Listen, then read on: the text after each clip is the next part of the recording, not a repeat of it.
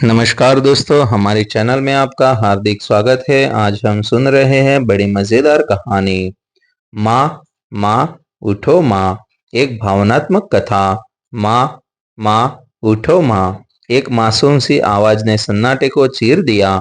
कमरे में घड़ी की सुइयां रात के ठीक 3 बजने का संकेत दे रही थी। बाहर अंधेरा गहरा हुआ था और ठंडी हवा खिड़की के पर्दों को हौले हौले हिला रही थी। कविता ने नींद में ही करवट बदली। आंखें भारी थी, शरीर थका हुआ था। उसने धीमी आवाज में कहा, पर क्यों बेटा? अभी तो सुबह के 3 बजे हैं, इतनी जल्दी क्यों उठा रहा है? कविता की आंखें आंधी खुली थी। वह अपने बेटे आरव की ओर देखने लगी। आरव बिस्तर के पास खड़ा था। उसके चेहरे पर घबराहट साफ झलक रही थी। उसकी छोटी सी देह कांप रही थी और आंखों में डर के साथ कुछ और भी था, एक अनकही मजबूरी। कविता ने आंखें मेलते हुए उठकर बैठने की कोशिश की, लेकिन तभी आरव ने उसकी कमर को कसकर पकड़ लिया। माँ, मुझे डर लग रहा है, बहुत डर। एक वाक्य ने कविता की नींद पूरी तरह उड़ा दी। कविता कोई साधारण महिला नहीं थी। वह एक ऐसी माँ थी जिसने जिंदगी की हर ठोकर अपने सीने पर झेली थी। 5 साल पहले उसके पति का एक सड़क हादसे में निधन हो गया था। उस दिन के बाद से कविता की दुनिया बस एक ही इंसान के इर्द गिर्द सिमट गई थी, उसका बेटा आरव। कविता सिलाई का काम करती थी, दिन भर लोगों के कपड़े सिलती, रात को दूसरों के घरों में साफ सफाई का काम करती, और फिर भी जब आरव को स्कूल भेजने की बात आती तो वह कभी थकान की शिकायत नहीं करती थी।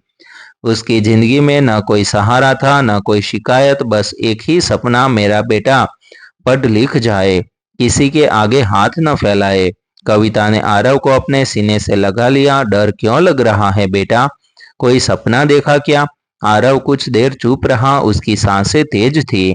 फिर धीरे से उसने कहा, माँ, आज स्कूल में मास्टर जी ने कहा है कल फीस नहीं लाई तो मुझे स्कूल से निकाल देंगे। यह सुनते ही कविता का दिल जैसे किसी ने कसकर पकड़ लिया हो। उसे याद आ गया, पिछले 3 महीनों से फीस बाकी थी। वह जानती थी, लेकिन वह क्या करती? कविता ने बेटे को खुद से अलग किया, उसकी आंखों में देखा और झूठी मुस्कान के साथ बोली, अरे पगले, इसके लिए डर रहा था? माँ है ना, सब ठीक हो जाएगा। लेकिन माँ का दिल जानता था कुछ भी ठीक नहीं है। आरव सो गया, लेकिन कविता की आंखों से नींद कोसों दूर थी। वह उठकर बैठ गई, खिड़की से बाहर देखा, अंधेरा, सन्नाटा और दूर दूर तक फैली खामोशी। उसके सामने सवाल खड़े थे, फीस कहाँ से लाए, किससे मांगे, कितनी बार लोगों के सामने हाथ फैलाए। उसे याद आया, पिछले महीने उसने मोहल्ले के सेठ से उधार मांगा था। सेठ ने पैसे तो दिए, लेकिन बदले में जो शब्द बोले वो आज भी उसके कानों में गूंज रहे थे। अकेली औरत हो, बार बार पैसे मांगने आ जाती हो। कविता की आंखों में आंसू आ गए। सुबह की पहली किरण जैसे ही कमरे में आई, कविता ने एक कड़ा फैसला कर लिया। उसने आरव के बालों में हाथ फेरा और मन ही मन कहा, मेरे बेटे का भविष्य किसी के एहसान पर नहीं टिकेगा। वह तैयार हुई, आरव को स्कूल भेजा और खुद शहर की ओर निकल पड़ी।